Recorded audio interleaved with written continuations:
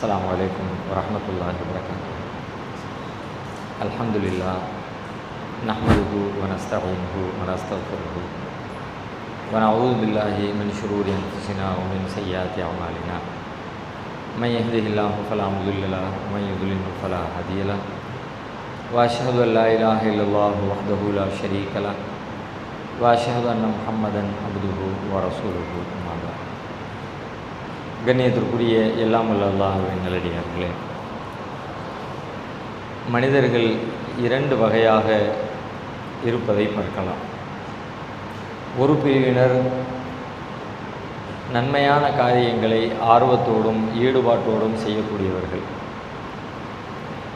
இன்னொரு பிரிவினர் தீமையான காரியங்களை, பாவங்களை மிகுந்த ஆசையோடும் ஈடுபாட்டோடும் செய்யக்கூடியவர்கள். இந்த ரெண்டுக்கும் இடைப்பட்ட நிலையில் இன்னும் சில பேரை பார்க்க முடியும். நன்மை செய்யணும் அப்படின்னு ஆசைப்படுவாங்க, ஆனால் அதை செயல்படுத்துறது அவங்களுக்கு ஒரு பெரிய சிரமமாக இருக்கும். தர்மம் செய்யணும் அப்படின்னு நினைப்பாங்க, ஆனால் தர்மம் செய்கிறதுங்கிறது அவ்வளவு எளிதாக அவங்களுக்கு இருக்காது, ரொம்ப பெரிய சிரமமாக. பொருளாதாரத்தையோ அல்லது வேறு நல்ல பணிகளையோ செய்கிறதுங்கிறது அவங்களுக்கு ஒரு பெரும் கஷ்டமான, பெரும் தியாகத்தை போல அந்த மாதிரி உணரக்கூடிய மக்கள் இருப்பாங்க. ஆனால் அவங்களுடைய உள்ளத்தில் ஒரு வகையான ஏக்கம் இருக்கும், ஆசை இருக்கும். இந்த மாதிரி சில பேர் நற்பணிகளை செய்கிறத பார்க்கும் பொழுது அது மாதிரி நாமளும் செய்யணுமே என்கிற ஒரு ஆர்வமும் ஏக்கமும் பிறக்கும். நம்மளால் செய்ய முடியலை, அவர் எப்படி தான் இப்படியெல்லாம் செய்கிறாரோ தெரியலை, இவ்வளவுகான அள்ளி அள்ளி மனுஷன் கொடுக்குறாரு, நமக்கெல்லாம் அப்படி கொடுக்க மனசே வரமாட்டேங்குதே என்று சில நேரங்களில் சிலருடைய நற்பணிகளை பார்த்து பொறாமை கூட ஏற்படுகிறது. அதான் நபி ஸல்லல்லாஹு அலைஹி வஸல்லம் கூட சொல்லுவாங்கள்ல, இரண்டு விவகாரங்களில் நீங்கள் பொறாமைப்படுங்கள், பொறாமைப்பட உங்களுக்கு அனுமதி இருக்கிறது. ஒன்று என்னென்னா, ஒருத்தர் அல்லாஹ் நிறைய அவங்களுக்கு பொருளாதாரத்தை வாரி வழங்கியிருக்கிறான், அதை அவர் மக்களுக்கு எடுத்து கொடுத்து நல்ல காரியங்களில் செலவழிக்கிறாரு. அவரை பார்த்து நீங்கள் பொறாமைப்படுங்கன்னா அது ஆர்டர் இல்லை, அந்த பொறாமை உணர்வு வரணும். அந்த மாதிரியான ஆட்களை பார்க்கும்போது நமக்கு ஒரு பொறாமை வரணும். சில நேரத்தில் மாற்றி கூட வரும். எப்படி மாற்றி வரும் அப்படின்னு கேட்டால், அவங்களுக்கெல்லாம் கொடுக்கார நமக்கு தரமாட்டேங்கிறார, இந்த பொறாமை. இப்படி இல்லை, அது யாருக்கு கொடுக்கப்படுகிறதோ அவர் மேலே பொறாமப்படுறதில்லை, யாரு கொடுக்குறாரோ அவர் மேலே பொறாமை. அவர் இப்படி கொடுக்குறாரா, அது மாதிரி நம்மளும் கொடுக்கணுமே அப்படின்னு நினைக்கணுமே தவிர, அவ்வளோ பேர் அவர்கிட்ட போய் வாங்கிட்டு வந்துட்டானே நமக்கு வாங்க முடியலையே என்கிற மாதிரியான மாற்று பொறாமை வந்துடக்கூடாது. அப்போ இந்த மாதிரி சில நற்பணிகளை ரொம்ப ஈடுபாட்டோட, ரொம்ப ஈஸியாக, ரொம்ப அலட்டிக்காமல் தொடர்ந்து செய்யக்கூடிய மனிதர்கள் ஒரு பக்கத்தில், நற்பணிகளில் பெரிய ஆர்வம் இல்லை, தீமைகளில், பாவங்களில், உலக மோகத்தில் மூழ்கி போகக்கூடிய மனிதர்கள் இன்னொரு புறத்தில் அப்படின்னு மனிதர்களை ரெண்டு வகையான மனிதர்கள் இந்த உலகத்தில் நாம் பார்க்குறோம். இப்போ இந்த ரெண்டு வகையில் இடையில் இருக்கிற மனிதர்கள் ஆசைப்படுகிறோம், நம்மளால் செயல்படுத்த முடியலையேங்கிற ஒரு விரக்தியும் ஒரு வகையான கவலையும் சில நேரங்களில் நமக்கு ஏற்படுகிறது. இப்போ நாம் நல்ல காரியங்களை செய்வது நமக்கு எளிதாக மாறணும், ரொம்ப ஈஸியாக நிறைய நற்காரியங்களை செய்யணும் அப்படின்னா அதுக்குன்னு ஒரு விதி இருக்குது, ஒரு ரூல் இருக்கிறது. யார் செய்வா, யார் செய்ய மாட்டா. உலகத்தில் நடக்கிற எல்லா காரியங்களும் அல்லாஹ்வுடைய நாட்டப்படி நடக்கிறதுன்னு நம்ம நம்புகிறோம். இறைவனுடைய விதியின்படி, இறைவனுடைய நாட்டப்படி தான் நடக்கிறது. அல்லாஹ் நாடாமல் எதுவும் இந்த உலகத்தில் நடக்கிறதில்லை என்பதில் முஸ்லீம்களாகிய நாம் ரொம்ப தெளிவான நம்பிக்கையோடு இருக்கிறோம். ஆனால் அல்லாஹ் நாடியபடி நடக்குது அப்படின்னா அல்லாஹ் யாருக்கு நாடுவான்? ஒருத்தர் நல்லது செய்கிறாரு, அவர் நல்லது செய்ய வேண்டும் என்று அல்லாஹ் விரும்புகிறான், அல்லாஹ் நாடுகிறான். அல்லாஹ்வுடைய நாட்டத்தின் வழியாகத்தான் அவர் அந்த நற்காரியத்தில் ஈடுபடுகிறார். ஒருத்தர் கெட்டது செய்கிறாரு, அவர் கெட்டது செய்யட்டும்னு அல்லாஹ் நாடுகிறான், அதன் விளைவாகத்தான் அவர் கெட்ட செயல்களில் ஆர்வம் காட்டுகிறார்.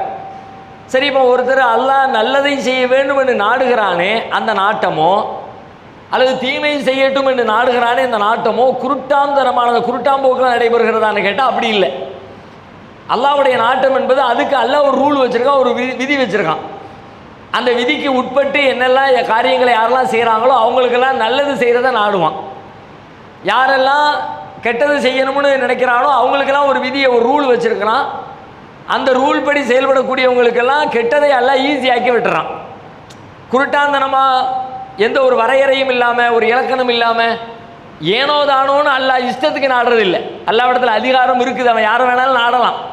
நீ நல்லவனாயிரு, நீ கெட்டவனாயிரு அப்படின்னு நாடுகிற அதிகாரம் இருக்குது, யாரும் அவன்கிட்ட கேள்வி கேட்க முடியாது. ஆனால் அல்லாஹ் அப்படி நாடுவானா என்று கேட்டால் அல்லாஹ்வுடைய நாட்டம் அப்படிப்பட்டதல்ல, குருட்டுத்தனமானதல்ல. அல்லாஹ்வுடைய நாட்டத்திலே ஒரு நீதி இருக்கிறது, ஒரு நியாயம் இருக்கிறது. அந்த நியாயத்தை அல்லாஹ் நமக்கு கற்பித்து தருகிறான். நீங்கள் இந்த மாதிரி நல்ல காரியங்களை எளிதாக செய்யணும் அப்படின்னு ஆசைப்படுறீங்களா? அப்படி ஆசை யார் செய்வா என்பதை நமக்கு அல்லாஹ் விளக்கி தரலாம். யார் யாருக்கு அதை நான் நாடுவேன் என்று கேட்டால் சூரத்துல் லைல் என்கிற அத்தியாயத்தில் அல்லாஹ் பேசுகிறான். ஃபஅம்மாமன் அஅதா வத்தகா வ ஸத்தக பில் ஹுஸ்னா ஃபஸனுயஸ்ஸிருஹு லில் யுஸ்ரா.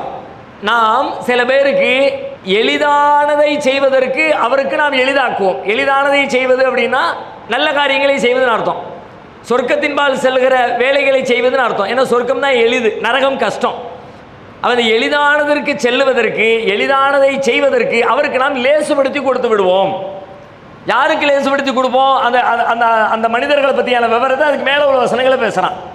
ஃபஅம்மாமன் அஅதா, யார் கொடுக்கிறாரோ, ஃபஸ்ட்டு ரூல் சொல்கிறான், யார் கொடுக்கிறாரோ. கொடுத்தல் அப்படின்னா பிற மனிதர்களுக்கு கொடுப்பதற்காக, இந்த உலகத்திற்கு கொடுப்பதற்காக எல்லா மனிதர்களிடமும் ஏதோ ஒன்று இருக்கிறது.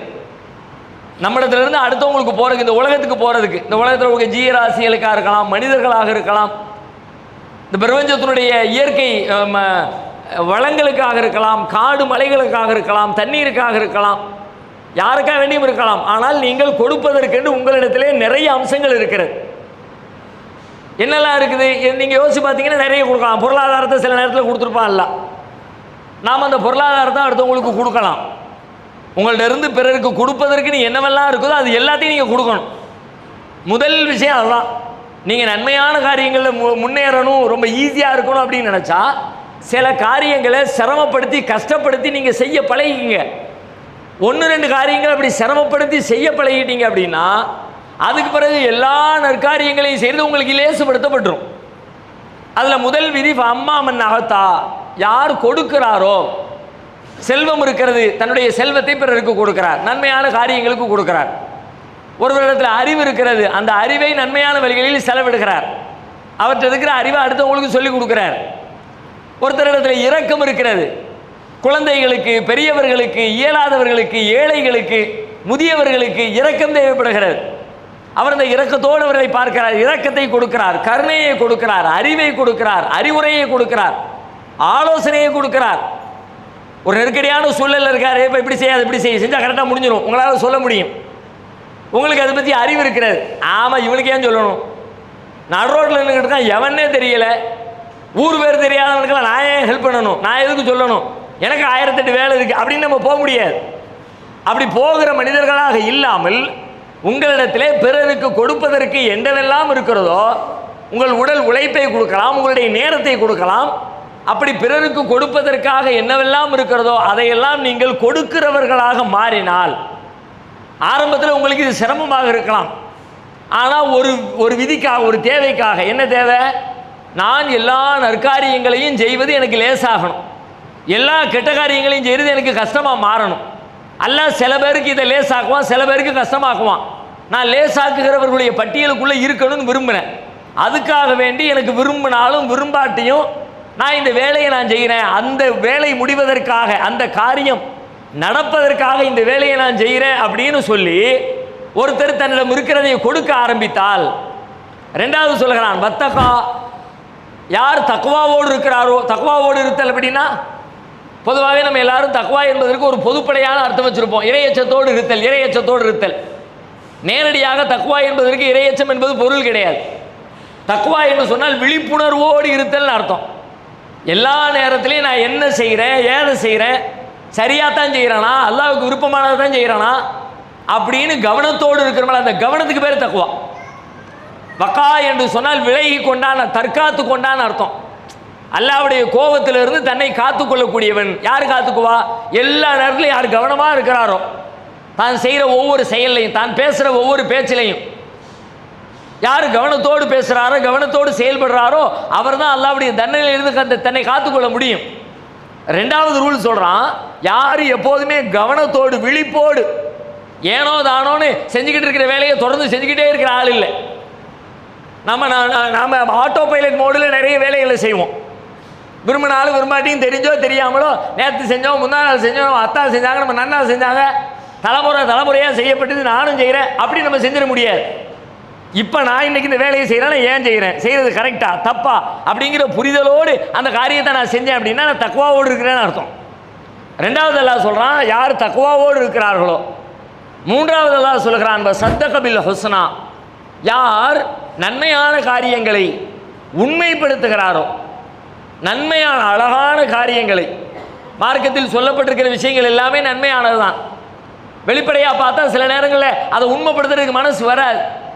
நீங்கள் நிறைய தர்மம் பண்ணுங்க, அல்லாஹ் உங்களுக்கு செல்வத்தை தருவான், இது எப்படி உண்மைப்படுத்துறது? நிறைய தர்மம் பண்ணுனா கையில் இருக்கிற காசெல்லாம் போயிருமே. எனக்கு கொடுக்கப்பட்டிருக்கிற நிறைய அறிவுரை சொல்லுங்கன்னா குறையாது. நான் படிச்சுக்கிட்டு உங்களுக்கு திரும்ப திரும்ப சொல்லணுங்க, அது கண்டிப்பாக குறையாது, கண்ணுக்கு முன்னாடி தெரியுது. திரும்ப திரும்ப சொல்ல சொல்ல உனக்கு அறிவு அதிகமாகிக்கிட்டே இருக்குன்னு சொன்னால் இது எல்லாரும் ஒத்துக்குவோம், இதை உண்மைப்படுத்துவோம், இதை மறுக்கிற ஆளே இருக்க மாட்டாங்க. நீங்கள் ஒரு விஷயத்தை படிச்சிட்டீங்க, படித்த விஷயத்தை இன்னொருக்கு சொல்லிக் கொடுக்குறீங்க, 2 பேருக்கு சொல்லிக் கொடுக்குறீங்க, 3 பேருக்கு சொல்லிக் கொடுக்குறீங்க, 4, 5, 10, 100 தடவை சொல்லிக் கொடுக்குறீங்க, உங்களுக்கு கொடுக்கப்பட்டிருக்க அந்த அறிவு குறைஞ்சு போயிருமா? கண்டிப்பாக குறையாது. மேலும் மேலும் புதுசு புதுசாக யோசனைகள் தோணும். அதில் நீங்கள் பெரிய ஸ்காலர் ஆகிக்கிட்டே இருப்பீங்க. முதல் தடவை சொன்னதை விட 2வது தடவை இன்னும் சூப்பராக சொல்வீங்க. 10வது தடவை சொல்லும்போது நல்ல ஃப்ளோவாக பேசுவீங்க. அதில் எதிர்கேள்வி கேட்டால் நல்லா ஆன்சர் பண்ணுவீங்க. இதை உண்மைப்படுத்துறதுக்கு நீங்கள் பெரிய ஆளா, நீங்கள் பெரிய அறிவாளியா, மார்க்கப்பட்டு உள்ளவர் அப்படியெல்லாம் இருக்க வேண்டிய அவசியம் கிடையாது. ஏன்னா கண்ணுக்கு முன்னாடி தெரிகிறது. தான் கற்ற அறிவை பிறருக்கு கற்றுக் கொடுத்தால் அறிவு என்பது ஒருபோதும் குறையாது. தன்னிடம் இருக்கிற பணத்தை பிறருக்கு கொடுத்தால் அது வளரும்னு அல்லாஹ் சொல்கிறான்ல. இப்போ இதை நம்பணும். இப்போ இங்கே தான் கேள்விக்குறி, அது எப்படிப்பா வளரும்? என்கிட்ட இருக்கிற 100 ரூபா, அவன்கிட்ட தூக்கி 50 ரூபா கொடுத்தாச்சு, மீதி 50 தானே, அந்த 50 எப்படி வளரும்? இதை அறிவு ஒத்துக்காது. ஆனால் அல்லாஹ்வுடைய நம்பிக்கை தான் ஒத்துக்க வைக்கும். அல்லாஹ் மேலே இருக்கிற தவக்கல் தான் ஒத்துக்க வைக்கும். அல்லாஹ் ஆழமாக புரிஞ்சுக்கிறவனால மட்டும்தான் இதை ஒத்துக்க முடியும். மற்ற யாராலையும் இதை ஒத்துக்கவே முடியாது. ஏன்னா கண்டிப்பாக அல்லாஹ் சொன்ன மாதிரி கொடுப்பான். அல்லாஹ் கொடுக்காமலாம் இல்லை, நம்முடைய அறிவு வேலை செய்ய மாட்டேங்குது. அல்லாஹ் என்ன பண்ணுவான்னா, இப்போ 50 ரூபா உங்கள் கையிலேருந்து வாங்கிட்டான், வேறு ஏதோ ஒரு ரூட்டில் உங்களுக்கு 150 ரூபா கொண்டு வந்து சேர்ப்பான். நீங்கள் என்ன பார்த்துக்கிட்டு இருப்பீங்க தெரியுமா? உங்கள் கையிலேருந்து போன 50 ரூபாயை மட்டும் கால்குலேட் பண்ணுவீங்க. வேற ஒரு ரூட்டில் 150 ரூபா வந்துச்சுல, அது அங்கே போனோம்ல, அந்த வேலையை முடிச்சோம்ல, அந்த பிஸ்னஸை பார்த்தோம்ல, அதனால் அந்த பணம் கிடச்சிச்சின்னு உங்கள் அறிவு சொல்லுவே தவிர, நான் அடுத்தவருக்கு 50 ரூபா தர்மம் பண்ணினேன், அதனால் இந்த 150 ரூபா எனக்கு லாபம் கிடச்சிருக்குன்னு அறிவு சொல்ல. இப்போ நான் என்ன சொல்லணும்னா, அல்லாஹ் நீ தர்மம் பண்ணுனா உனக்கு கிடைக்கும்னு சொன்னான்ல, இந்த உண்மையை நான் உண்மைப்படுத்தணும். ஆமாம், அல்லாஹ் சொன்னது உண்மை, கண்டிப்பாக எனக்கு கிடைக்கும்னு உண்மைப்படுத்துறேன்னு என்ன அர்த்தம்? வெறும் வாயில் ஆமான்னு சொல்கிறது இல்லை, அதுக்கு தகுந்த மாதிரி செயல்படுத்துறது. ஏன்னா நம்ம எல்லாரும் ஆமாம் சொல்லிடுவோமே. ஆமாங்க, அல்லாஹ் சொன்ன மாதிரி கொடுத்தா பெருகுங்க. நெசமாக நீங்கள் நம்பினீங்கன்னா கொடுக்குற ஆளாக இருக்கணும்ல. கொடுத்தா பெருகுங்க, கொடுக்கவே உள்ளுக்குள்ளே இருந்தால் வெளியிலிருந்து எடுக்கிற பையிலிருந்து எடுக்கிறதே இல்லை. அதெல்லாம் கொடுத்து அல்லாஹ் சொல்ல கரெக்டாக நடக்கும். அப்படி வாயில் சொன்னால் அவ்வளோதான், புடலில் தெரிய அனுப்பிடுவாள்ல. இந்த வாய் வார்த்தை எல்லாம் ஏற்றுக்க மாட்டான். அவன் வாழ்க்கை என்ன, உன் செயல்பாடு என்ன? ரப்பனா ஆமன்னா பிமா அன்சல்த வத்தபஅன ரசூல ஃபக்துபினா மஅ ஷாஹிதி. ஈசா நபியை ஏற்றுக்கொண்ட மக்களுடைய ஒரு துஆவை குர்ஆன்ல அல்லாஹ் சொல்கிறான். அவங்க சொன்னாங்க, ரப்பனா ஆமன்னா, எங்கள் இறைவா நாங்கள் நம்பிக்கை கொண்டோம், பிமா அன்சல்த ரசூல, நீ இறக்கி வைத்த உன்னுடைய அந்த தூதரை நாங்கள் பின்பற்றினோம், வத்தபான ரசூலை பின்பற்றினோம், ஃபக்துபினா மஅ ஷாஹிதீன், எங்களை சாட்சி சொல்வோர்களோடு பதிவு செய்வாயாக. அவங்க என்ன சொன்னாங்க? யாரெல்லாம் நாங்கள் நம்பணும், நீ அனுப்பி வச்சு இந்த தூதரை ஃபாலோ பண்ணணும், எங்களை நீ சாட்சியாளர்களோடு பதிவு செய். சாட்சியாளர்னா யாரு? நம்ம எல்லாருமே சாட்சியாளர் தான். அஷ்ஹது அல்லா இலாஹா இல்லல்லாஹ் வாஷஹது அன்ன முஹம்மது ரசூலுல்லாஹ், வணக்கத்துக்குரிய அல்லாஹ்வை தவிர யாரும் இல்லைன்னு சாட்சி சொல்கிறேன், முகமது நபி அல்லாஹ்வுடைய தூதர்னு சாட்சி சொல்கிறேன். சாட்சி சொல்லும்ல, இந்த வாயால் சாட்சி சொன்னவன் சாட்சி சொன்னவன் இல்லை. வத்தபான ரசூல, நீ அனுப்பிய தூதரை ஃபாலோ பண்ணுறவன் எவனோ அவனே சாட்சி சொன்னவன். வாயால் சொன்னவன்லாம் சொன்னவன் இல்லை. மன்கால லா இலாஹா இல்லல்லாஹ், லா இலாஹா இல்லல்லாஹ் சொன்னவர் சொர்க்கம் போவார் ரசூலுல்லாஹ் சொன்னாங்க. இன்னொரு இடத்துல சொன்னாங்க, மன்கால லா இலாஹா இல்லல்லாஹ், எவெல்லாம் வாயில லா இலாஹா இல்லல்லாஹ் சொன்னார்களோ அவர்களெல்லாம் லா இலாஹா இல்லல்லாஹ் சொன்னவர்கள் அல்ல. வ கஃபர பிமா யுஅபது மின் தூனில்லாஹ், அல்லாஹ்வை தவிர வணங்கப்படுகிற பொய்யான போலியான தெய்வங்கள் அனைத்தையும் மறுத்துவிட்டு யார் லா இலாஹா இல்லல்லாஹ் சொல்கிறாரோ அவரே உண்மையில் லா இலாஹா இல்லல்லாஹ் சொன்னவர் ஆவார். அப்போ நான் அல்லாஹ் சொல்கிறத நம்புகிறேன், வாயில் சொன்னவரெல்லாம் நம்பினவர் இல்லை. சொன்ன மாதிரி நம்பின மாதிரி கையிலேருந்து அள்ளி கொடுத்தாருன்னா அவர் தான் நம்பினவர். சத்தக பில் ஹுஸ்னா, யார் இப்படி நன்மைகளை உண்மைப்படுத்துகிறாரோ 3 கேட்டகரி சொன்னான். அம்மாமன் அகத்தா, யார் கொடுக்கிறாரோ, வத்தகா தக்வாவோடு இருக்கிறாரோ, சத்தகபில் ஹுஸ்னா நல்லதை உண்மைப்படுத்துகிறாரோ, ஃபஸனு யஸ்ஸிருஹு லில் யுஸ்ரா அவருக்கு நாம் நல்ல காரியங்களை செய்வதை லேசாக்கி விடுவோம். அம்மாமன் பகில எவன் கொடுக்காமல் தடுத்து கொள்கிறானோ, கஞ்சத்தனம் செய்கிறானோ, வஸ்தகனா எவனுடைய உதவி எனக்கு தேவையில்லைன்னு தன்னை பெருமைக்குரியவனாக கருதி கொள்கிறானோ, ஓ கதபில் ஹுஸ்னா அல்லாஹ் சொல்லக்கூடிய நன்மைகளை பொய்ப்படுத்துகிறானோ, ஃபஸனு யஸ்ஸிருஹு லில் உஸ்ரா அவனுக்கு நாம் சிரமமானதை செய்வதை எளிதாக்கி விடுவோம். அப்படின்னா நரகத்துக்கு போகிற ரூட்டை ஈஸியாக்கிடுவோம். ஃப்ராடு பண்ணுறது, ஏமாத்துறது, தில்லுமுள்ளு பண்ணுறது அவங்களாம் பயங்கர கிரிமினல்யா. அந்த பேரை வாங்குறது பெரிய பட்டம் மாதிரி. அப்பா எப்படி அப்படி திங்க் பண்ணா அதெல்லாம் அந்த முசீபத்து பிடிச்சவனுக்கு இந்த ரூட்டை எல்லாம் லேசாக்கிடுவான். அப்படியெல்லாம் வித்தியாசமாக திங்க் பண்ணி வித்தியாசமாக ஏமாற்றி வித்தியாசமாக ஃப்ராட் பண்ணி வித்தியாசமாக தவறு பண்ணி எப்படி தான் இவன் மூளை இப்படி வேலை செய்கிறோ தெரியும் ஆச்சரியப்படுவீங்களே. அந்த ஏமாத்துக்கார பையலுக்கு அல்ல அந்த ரூட்டை காட்டி விட்டுருவான். யாருன்னு கேட்டால் எவன் கஞ்சனா இருக்கானோ, எவன் தன்னை பெருமைக்குரியவனாக கருதுனானோ, எவன் நன்மைகளை உண்மைப்படுத்தலையோ அவனுக்கு அந்த ரூட்டு ஈஸியாயிரும். இப்போ நாம் எந்த கேட்டகரியில் இருக்கிறது? உண்மையிலே நெசமாகவே நம்ம வெளியில் பேசிக்கிற மாதிரி நல்லதெல்லாம் செய்யணும்னு ஆசையாக தான் இருக்குது, ஆனால் முடிய மாட்டேங்குதே, சிரமமாக இருக்கு, நேரம் கிடைக்க மாட்டேங்குதே, அந்த பிரச்சனை இந்த பிரச்சனை அப்படின்னு நீங்கள் சொல்லக்கூடியது உண்மையாக இருந்துச்சுன்னா இந்த 3 விஷயத்தில் கவனம் செலுத்துங்க. மற்ற எல்லா விஷயத்தையும் அல்லாஹ் பொறுப்படுத்துவோம். அதுலேயும் கொடுத்தல் என்கிற அந்த முதல் நிலை பண்பு இருக்கு பாருங்க. குர்ஆன் பூரா தேடுங்க. அல்லாஹ்வுடைய இபாதத்திற்கு இணையாக பிற மனிதர்களுக்கு நீங்கள் பாடுபடுவது, கொடுப்பது, உதவி செய்வது, அதை கொண்டு போய் அல்லாஹ் வச்சிருக்கான். நற்பணிகளில் ஈடுபடுவது, எங்கெல்லாம் இபாதத்து செய்யணும்னு நம்ம அறிவு சொல்லுதோ அங்கெல்லாம் இபாதத்துக்கு பகரமாக அல்லாஹ் எதை கொண்டு வர்றாங்கன்னா இந்த மக்களுக்காக சமூகத்துக்காக வேலை செய்ய.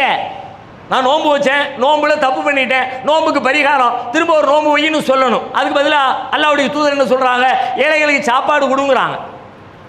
நான் ஹஜ்ஜுக்கு போறேன், ஹஜ்ஜில் சில கிரியைகளில் தப்பு பண்ணிட்டேன், ஃபஃபிதியத்தும் மின் சியாம் அதுக்கு பரிகாரம் என்ன? ஒன்று நோன்பு வை, இல்லையா அதுக்கு ஏழைகளுக்கு சாப்பாடு கொடு, குர்பானி கொடு, சதக்கா கொடு.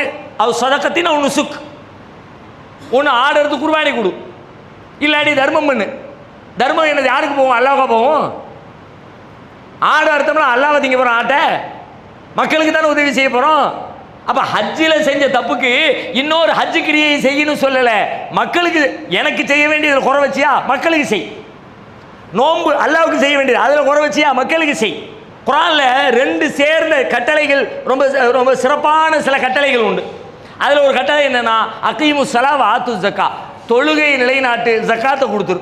தொழுகை என்பது அல்லாஹ்வுக்கு செய்கிற கடமை, அதனோடு சேர்த்து மனிதர்களுக்கு செய்யக்கூடிய ஜக்காத்தும் அல்லாஹ்வுக்கு தான் கொடுக்குறோம். ஆனால் அல்லாஹ் வாங்கி அல்லாஹ் சாப்பிட்டு அல்லாஹ் பயன்படுத்துறது இல்லை, இந்த மனித குலத்திற்கு கொடுப்பதை அல்லாஹ் சிலாகிக்கிறான். எங்கே கொண்டு வைக்கிறான் பாருங்க, அகீமு ஸலாவுக்கு பக்கத்தில் ஆத்து ஸக்கா, தொழுகை நிலைநாட்டுங்கள்ன்றதுக்கு பக்கத்தில் இந்த மனித குலத்திற்காக நீங்கள் உங்கள் பொருளாதாரத்தை செலவிடுங்கள் என்று சொல்வதை அதற்கு இணையாக கொண்டு போய் அல்லாஹ் வைக்கிறான். நாளை மறுமையில் அல்லாஹ் கேட்பான். ரசூலுல்லாஹ் சொல்றாங்கல்ல, மரிலுத்து ஃபலம் தவுதுனி, எப்பா நான் நோய்வாய்ப்பட்டிருந்தேனே, ஏன் என்னை வந்து நோய் நலம் விசாரிக்கலன்னு அல்லாஹ் கேட்பான். யா அல்லாஹ் அந்த ரப்புல் ஆலமீன், நீ ரப்புல் ஆலமீன் ரப்பே, உனக்கு நோயா? உன்னை நான் வந்து விசாரிக்கணுமா? எப்போ நடந்துச்சு இது? அப்படியெல்லாம் நடக்கலையே. அப்போ அல்லாஹ் சொல்லுவானா, உனக்கு தெரியாதா? அந்த ஊரில், உங்கள் தெருவில், உங்கள் ஏரியாவில் ஒருத்தன் நோய்வாய்ப்பட்டு கிடந்தான், அவனை நீ போய் பார்த்துருந்தா என்னையை பார்த்த மாதிரி நான் எடுத்துக்குவேனப்பா. லவ் உத்தஹூல வஜத்தனி அண்டஹு, அவனை நீ நோய் நலம் விசாரிச்சிருந்தா என்ன விசாரித்த மாதிரி நான் எடுத்திருந்திருப்பேனே. அதை இப்படி பிறருக்கு கொடுத்தல் என்பது ஆகச்சிறந்த வேலை. அந்த வேலையை செய்வதன் வழியாக நம்முடைய எல்லா வேலைகளும் லேசுபடுத்தப்படும் என்று சொல்லி அல்லாஹ் ரப்புல் ஆலமீன் வாக்களிக்கிறான். அந்த பண்பிற்குரிய மக்களாக நம்மை மாற்றிக்கொள்வதற்கு முயற்சிப்போமாக. அல்லாஹ் நம் அனைவருக்கும் அதற்குரிய நல்லருளை தந்தருள்வானாக.